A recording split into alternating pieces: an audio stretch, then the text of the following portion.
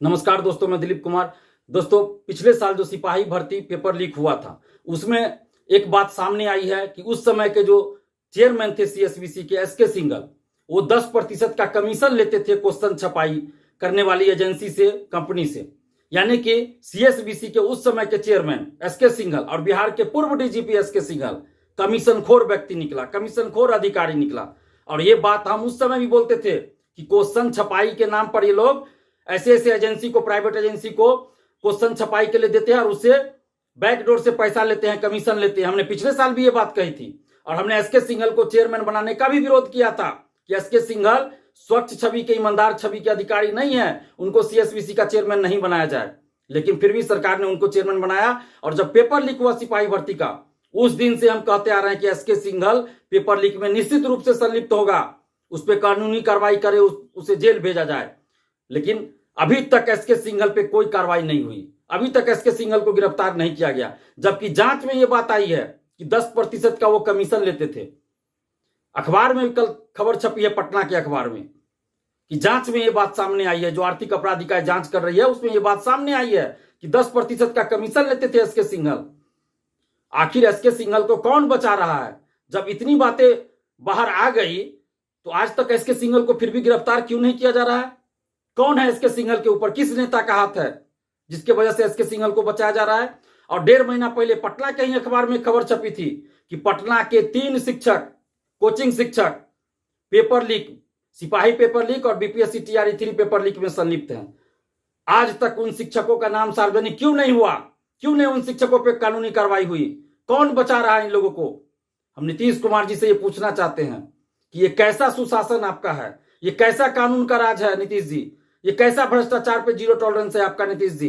जहां पटना के 3 शिक्षक जो संलिप्त है पेपर लीक में, उसका नाम तक सार्वजनिक नहीं हो रहा है, उस पर कानूनी कार्रवाई नहीं हो रही है। एसके सिंघल पे कानूनी कार्रवाई नहीं हो रही है, एसके सिंघल को गिरफ्तार नहीं किया जा रहा है। कानून के नजर में तो सभी एक समान है, फिर एसके सिंघल को क्यों नहीं गिरफ्तार किया जा रहा है? पटना के 3 शिक्षकों से क्यों नहीं पूछताछ हो रही है? क्यों नहीं उनको गिरफ्तार किया जा रहा है? जब भी पेपर लीक होता है, बिहार के लाखों छात्र युवाओं के सपनों को बेचा जाता है, उनके कैरियर को बेचा जाता है, उनकी नौकरी को बेचा जाता है। और ये लोग बड़ा बड़ा गिरोह बना लिए हैं और राजनीतिक संरक्षण मिलता है। हम सरकार से ये मांग कर रहे हैं, नीतीश कुमार जी से ये मांग कर रहे हैं कि सिपाही भर्ती paper leak, BPSC TRE 3 paper leak, 67वीं बीपीएससी पेपर लीक, दरोगा paper leak, BSSC paper leak, इन सभी पेपर लीकों में चाहे जो भी संलिप्त हो, चाहे जो भी अधिकारी हो, कोई भी नेता संलिप्त हो, कोई भी शिक्षक संलिप्त हो, सब पे कठोर कानूनी कार्रवाई की जाए। नहीं तो फिर नया कानून बनाने का कोई मतलब नहीं रहेगा। जब आप बड़े बड़े लोगों को बचा ही लीजिएगा तो फिर नया कानून बनाने का क्या मतलब? कोई फायदा नहीं है। बिहार के छात्र युवाओं सहित बिहार की 14 करोड़ जनता को यह जानने का हक है कि आखिर वो शिक्षक कौन है, कोचिंग शिक्षक जो पेपर लीक में संलिप्त है। उसका नाम उजागर होना चाहिए, उस पर कठोर कानूनी कार्रवाई होनी चाहिए, उसका कोचिंग बंद होना चाहिए। और 270 लोग जो हजारीबाग से पकड़े गए थे, वो किस कोचिंग के अभ्यर्थी थे? उसको किसने कांटेक्ट कराया माफिया से?